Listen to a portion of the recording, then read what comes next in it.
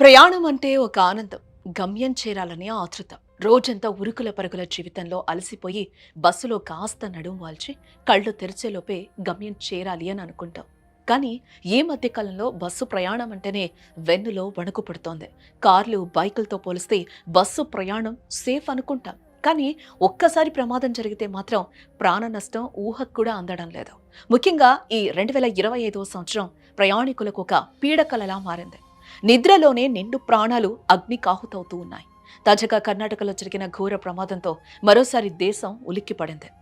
2025 calendar తిరగేస్తే రక్తపు మరకలే కనిపిస్తూ ఉన్నాయి. తాజాగా కర్ణాటకలో జరిగిన బస్సు ప్రమాదంలో ఏకంగా 17 మంది ప్రాణాలు కోల్పోవడం ప్రతి ఒక్కరిని కూడా కలిసివేస్తోంది. ఈ ఏడాది జరిగిన వరుస విషాదాలను ఒక్కసారి చూస్తే గుండె తరుక్కుపోతోంది. ముఖ్యంగా 2025 సెప్టెంబర్ నుంచి డిసెంబర్ వరకు జరిగిన వరుస ప్రమాదాలు చూస్తే రోడ్ల మీద రక్తం ఏరులై పారిందనే చెప్పుకోవచ్చు.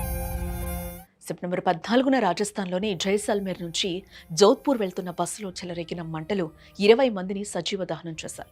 వెనుక సీట్లో మొదలైన మంటలు క్షణాల్లోనే బస్సంతా వ్యాపించి ఊపిరి తీసుకునే అవకాశం కూడా ఇవ్వలేదు. సెప్టెంబర్ 23న తిరుపతి జిల్లాలో పెళ్లి బృందం వెళ్తున్న బస్సు అగ్నికాహుతైంది. అదృష్టవశాత్తు అందరూ క్షేమంగా బయటపడ్డారు. కానీ సెప్టెంబర్ 26న హైదరాబాద్ నడిపుట్టున ఎస్ఆర్ నగర్ వద్ద ప్రైవేట్ బస్సులో ఏసీ నుంచి మంటలు రావటం నగరవాసులను ఉలిక్కిపడేలా చేసింది. అక్టోబర్ 24న కర్నూలులో అర్ధరాత్రి జరిగిన ప్రమాదంలో 19 మంది ప్రాణాలు గాల్లో కలిసిపోయారు.